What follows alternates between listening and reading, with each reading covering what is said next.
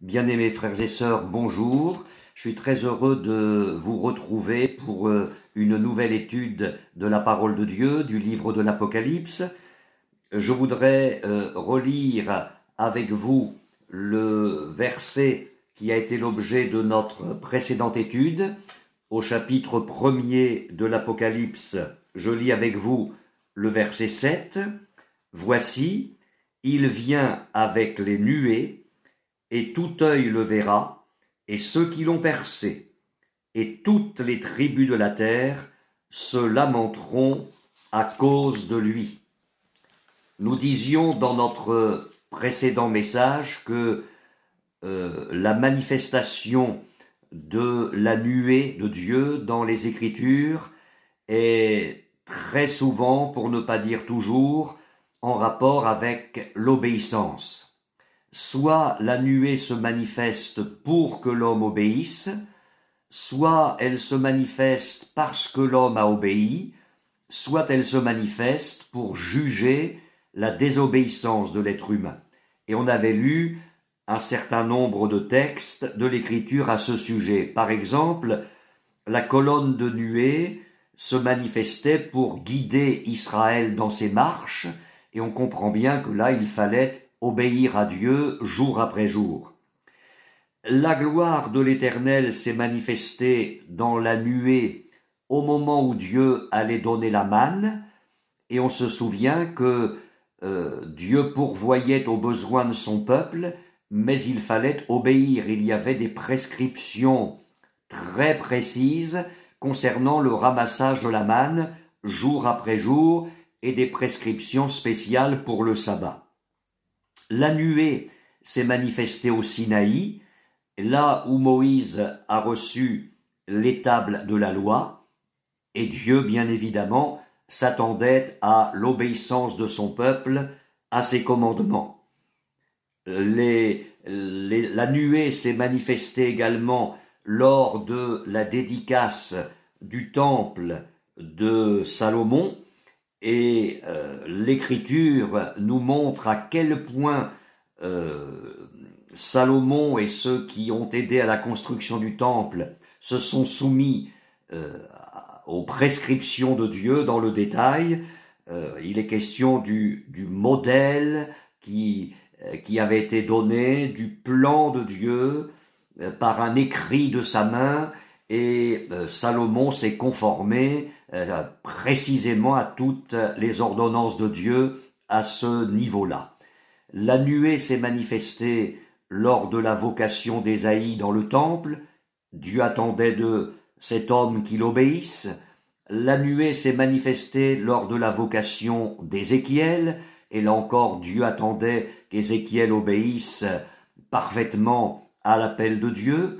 Et puis la nuée s'est manifestée lors de la transfiguration de Jésus.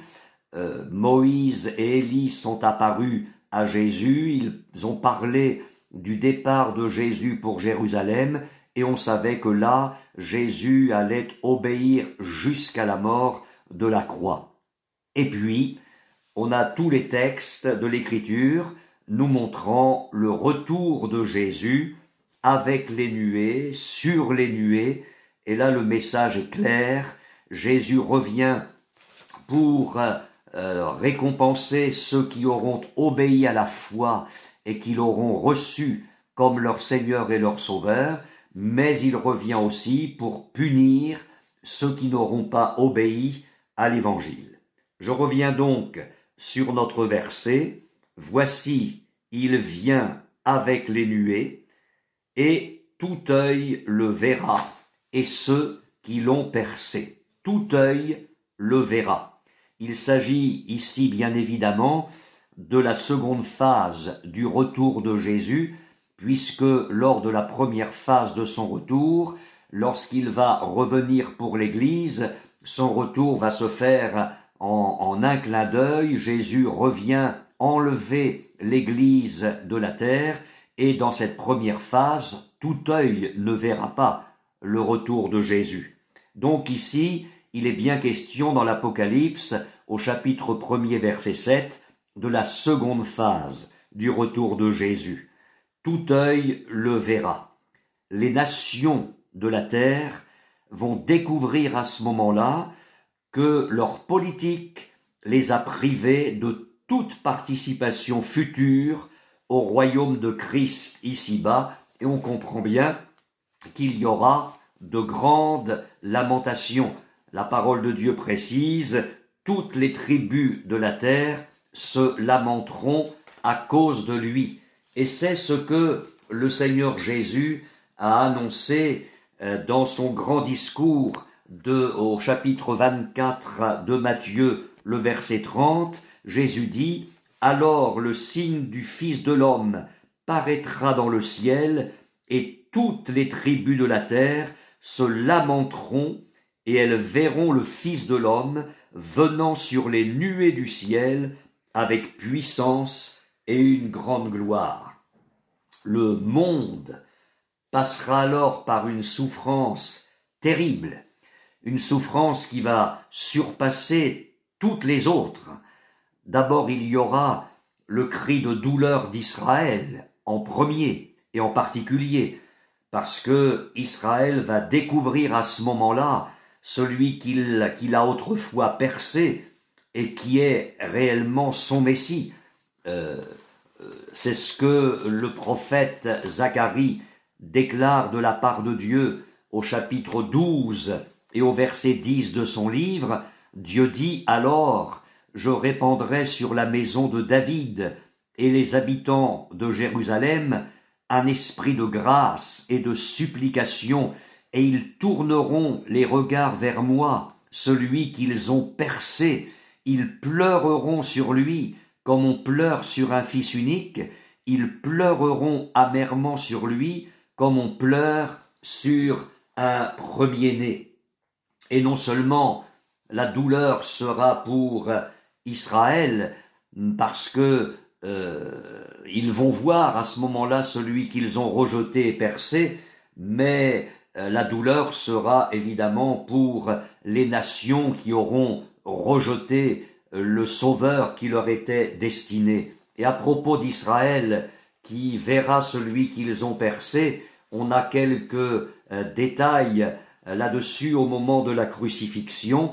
Dans l'évangile de Jean, au chapitre 19, verset 34, à propos de la crucifixion de Jésus, il est dit « Un des soldats lui perça le côté avec une lance, et aussitôt il sortit du sang et de l'eau. Celui qui l'a vu en a rendu témoignage, et son témoignage est vrai, et il sait qu'il dit vrai, afin que vous croyiez aussi. Ces choses sont arrivées, précise l'Évangile, afin que l'Écriture soit accomplie, aucun de ces os ne sera brisé.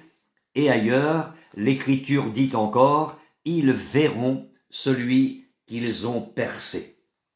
Et dans ce moment-là, dans cette phase très glorieuse du retour de Jésus, Israël sera miraculeusement délivré de tous ses adversaires. Notre texte dit donc « Et tout œil le verra ». Ceux qui ne le voudraient pas y seront contraints. Ils verront Jésus. Le monde qui aura renié Christ sera malgré lui le témoin de sa gloire future, et il se soumettra à son règne. Les rois de la terre qui se seront moqués de Jésus et qui se sont moqués de lui au fil du temps, verront le Seigneur Jésus revenir dans son règne glorieux. Le jour vient où le ciel va se rire des chefs des nations et où le roi des rois leur parlera dans sa colère. On aura ici l'accomplissement de ce que le psalmiste dit au chapitre 2 des psaumes, le psaume 2. Certains versets ont déjà eu leur accomplissement, d'autres sont à venir, je vais le souligner. Psaume 2, verset 1er, « Pourquoi ce tumulte parmi les nations, ces vaines pensées parmi les peuples? Pourquoi les rois de la terre se soulèvent-ils? et les princes se liguent-ils avec eux contre l'Éternel et contre son oint? On sait par les actes des apôtres que ces versets-là peuvent s'appliquer entre autres au moment où on a arrêté Jésus et on l'a crucifié. Les politiques avec les religieux se sont bien mis d'accord, ils se sont ligués ensemble contre Jésus pour le crucifier. Et puis au verset 3 du psaume 2, Dieu dit « Brisons leurs liens, délivrons-nous de leurs chaînes ».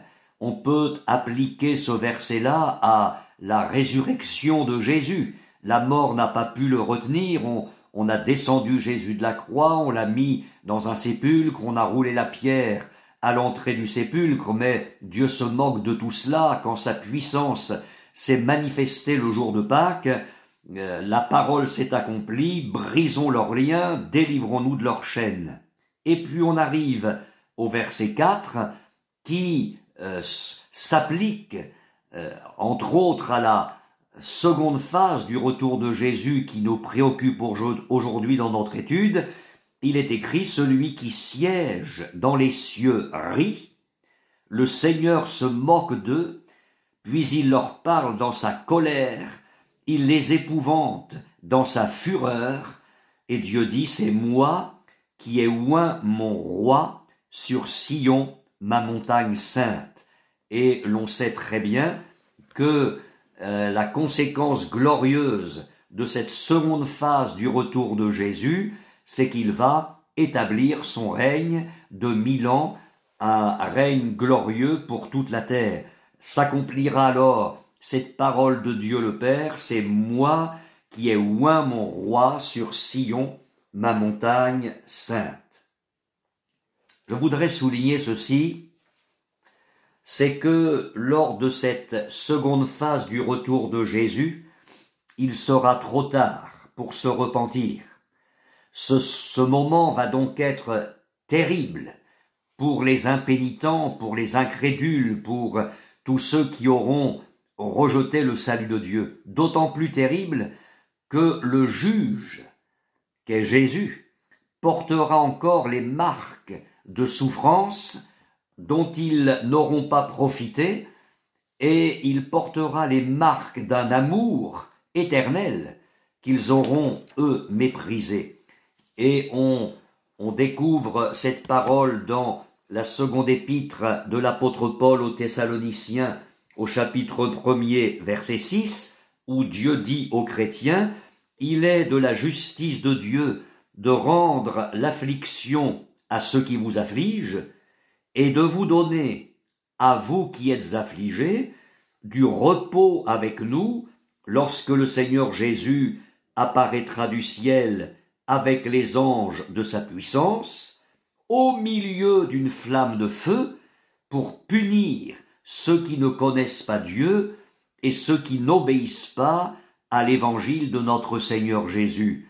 Ils auront pour châtiment une ruine éternelle, loin de la face du Seigneur et de la gloire de sa force, lorsqu'il viendra pour être en ce jour-là, glorifié dans ses saints et admiré dans tous ceux qui auront cru, car notre témoignage auprès de vous a été cru. Donc, ce retour de Jésus va être pour le monde un temps d'angoisse, un temps de lamentation, de souffrance terrible, parce que Jésus revient comme un juge pour punir ceux qui ne connaissent pas Dieu et ceux qui n'auront pas obéi à l'évangile du Seigneur Jésus.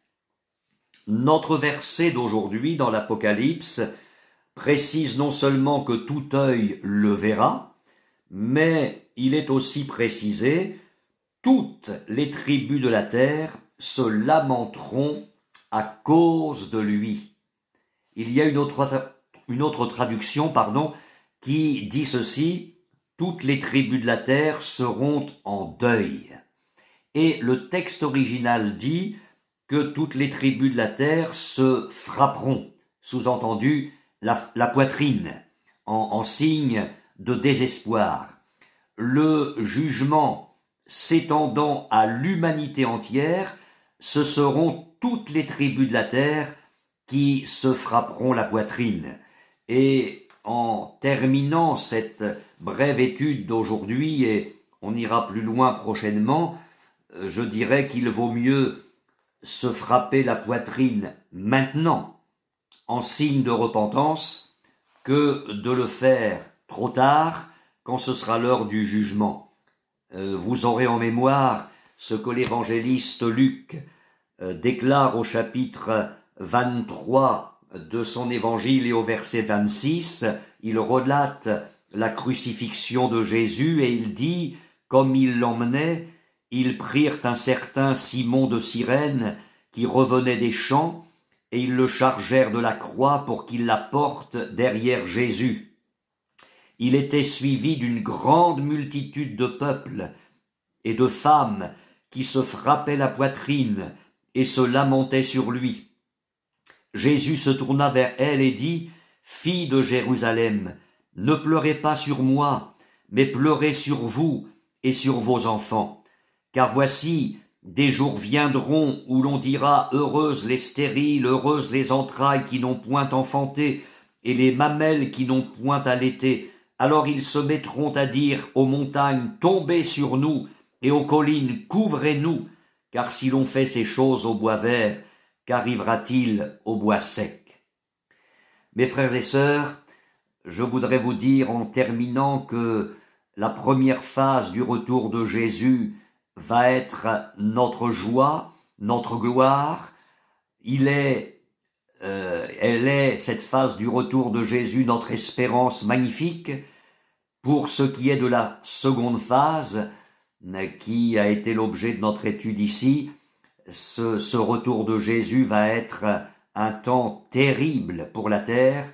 La parole de Dieu nous dit, toutes les tribus de la terre se lamenteront à cause de lui. Et si il y a parmi mes auditeurs aujourd'hui quelqu'un qui ne s'est pas encore tourné vers le Seigneur, alors je vais reprendre à mon compte cette parole de l'apôtre Paul, je vous en supplie, au nom du Seigneur Jésus, soyez réconciliés avec Dieu. Que Dieu vous bénisse abondamment.